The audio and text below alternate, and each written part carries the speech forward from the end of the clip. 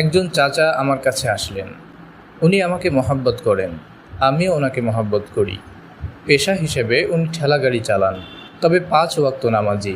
আমার দোকানের সামনে দিয়ে যখনই যান একটু দাঁড়িয়ে কথা বলবেনই। আমিও কিছু সময় ওনার সাথে কথা বলি। আজ তিনি আমাকে আমার এক কাছের ভাইয়ের ঘটনা শোনালেন। প্রথমে বললেন, আজ সারাদিন 450 টাকা কামাই করছি, 60 টাকা খাওয়াতেই গেছে, টিকিট 390 টাকা। যাই, অল্প কিছু বাজার খরচ ধরি বাড়ি যাই। কতটা সহজ সরল আর সাধারণ, এজন্যই আমি ওনাকে বেশি মহব্বত করি।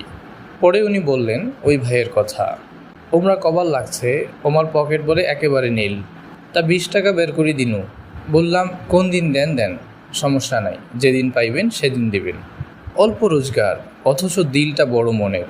মহান আল্লাহ তাআলা এই সমস্ত গরিব নামাজি দিনদার বান্দাদেরকে আগে জান্নাতে না দিয়ে কাকে দেবেন? মহান আল্লাহ তাআলা অতি মেহেরবান।